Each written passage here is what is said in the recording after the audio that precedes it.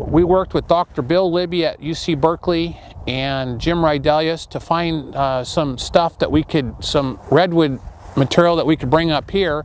And Jim and Dr. Bill Libby suggested we try the clonal material of redwood, where the cuttings are taken off the trees, planted in a greenhouse situation, and then growing. So the trees in each one of these rows is an identical carbon copy of each other, much like in an orchard or a vineyard, where the materials all started from clones and in a greenhouse situation.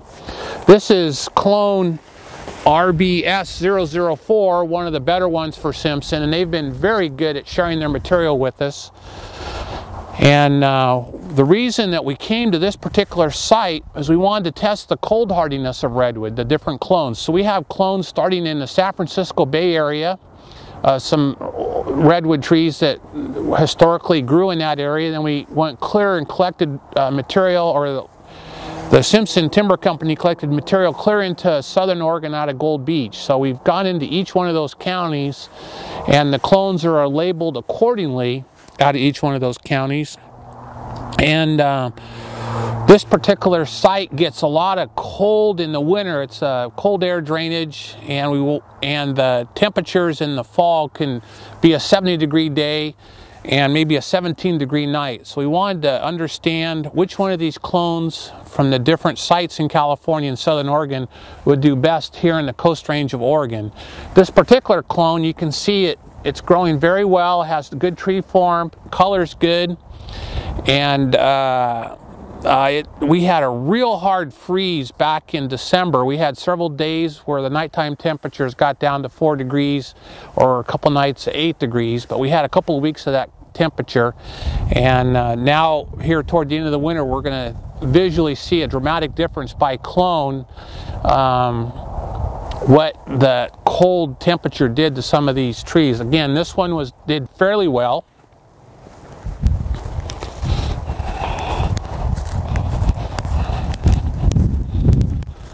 This is a clone out of Yolo County, and you can see how brown it is.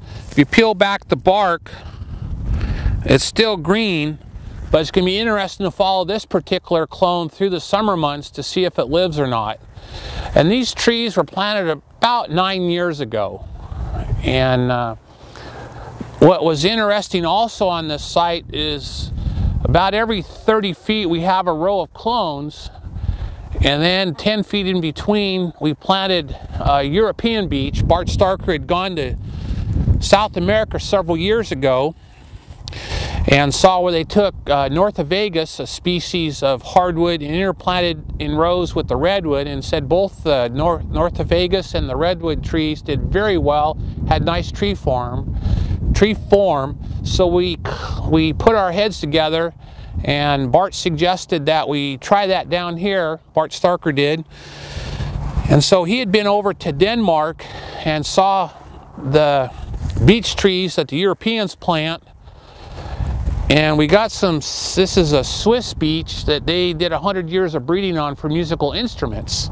So we got, through Bart's contacts in Denmark, we got some of this seed that was sent out to us, and Fred Fundman, our organization, had this grown in a nursery in the United States, and we planted these the same time, believe it or not, as the redwood trees. There's a growth difference, but we're wanting to see if these can grow here in a mixed stand with the redwood, much like Bart Starker saw in Chile.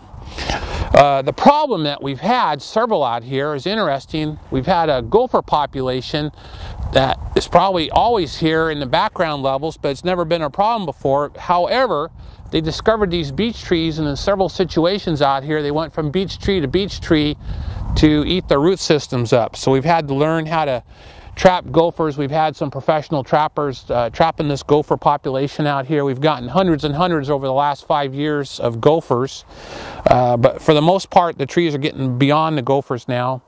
And then we've had to discover how to do the weed management, because these herbicides that we use on this site are quite a bit different than they would be anywhere else across our ownership. So we've had to discover and learn how to grow these different species.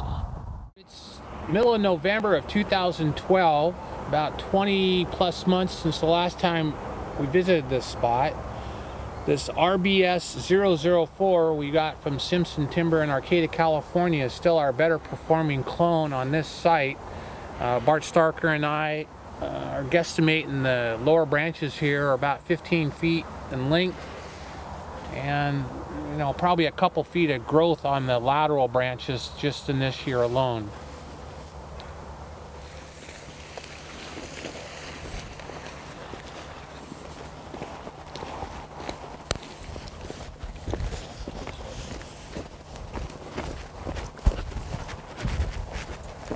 This is another clone we're testing from the Kuser collection.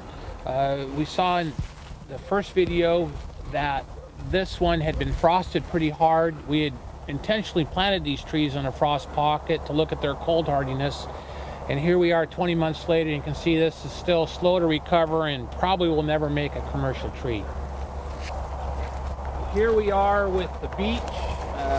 The European beech that Bart got some seed from Switzerland, and I'll let him tell the story of how he came across these and why we're messing with them here in Oregon. I just was out on a field trip with this kind of a beet farmer, or vegetable farmer, that had started practicing just with some trees, and because he had some ground he didn't want to put vegetables on anymore, and he was trying all kinds of different species of both European and worldwide. And this beech was one of the most beautiful formed trees in Europe that I'd ever seen. It was very low taper and not real bushy and so forth, and I don't know whether he pruned it enough. He may have pruned it every year for 6 years, I'm not sure, but it sure was pretty. Here we are again at RBS 004, another rep of the first set of clones. Some of these have a couple of tops to them, maybe freeze damage. We'll look at that over time to see how these behave as far as form. Bart, you have something to say about the beech? Yeah, the beech was, the idea where the beech came from was based in Chile, where they had, the owners down there had planted a whole range of both conifers and hardwoods together. And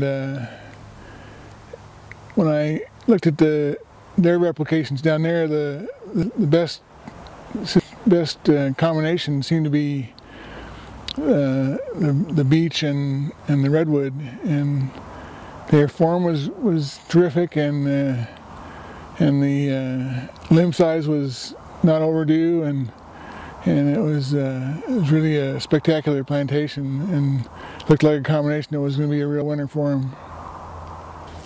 Just a couple more rows of beech in between the rows of cloned redwood. And we'll probably, over the next year or two, slowly start pruning these trees up like Bart saw they did over in Europe. The next clone over here is M for Mendocino County. Again, they're out of the Kuser collection that Jim Rydelius from Simpson and Dr. Bill Libby at UC Berkeley put together.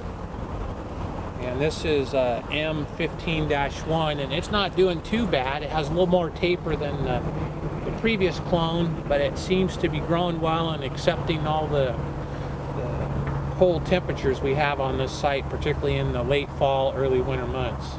We're continuing to trap gophers out here. Every year they seem to get one or two more of our beech trees. We got most of the gopher population subdued enough that they're not significant, but again, they seem to target our beech trees. The other conifers don't seem to get attacked at all. So here we are 6-7 years into this plantation, and we're still getting gopher activity, which is really abnormal for this part of the Coast Range.